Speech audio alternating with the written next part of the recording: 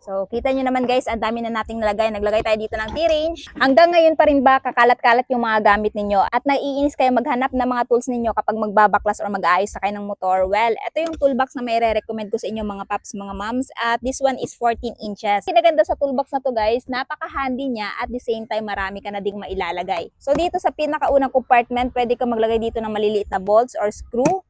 At ganun din dito. So, pwede din kayo maglagay dito ng washer. Tapos, ito yung pinaka-main compartment niya. So, dito sa pinaka-main compartment niya, guys.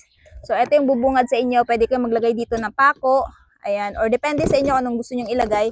Pero ako, guys, ito yung mga nilagay ko. Ayan. So, ganyan siya ka-spacious. Tapos, dito naman sa pinaka-main. So, kita nyo naman, guys, ang dami na nating nalagay. Naglagay tayo dito ng T-range. Ayan.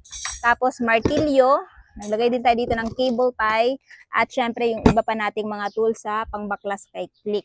So napaka-essential po talaga na meron tayong toolbox para nang sa ganon organize yung mga gamit natin at hindi na natin kung saan-saan hahanapin yung mga gamit na kakailanganin natin kapag mag-aayos tayo ng motor or di naman kaya ng sasakyan if ever meron kayo. Kaya naman sa mga paps kung naghahanap ng tool organizer or toolbox, ito po talaga yung may re-recommend ko. Bukod sa mura, ay napaka-premium din ng quality. Kaya naman kung interested kayo at gusto nyo ding itry ito, i-drop ko na lamang yung link nito dyan sa baba.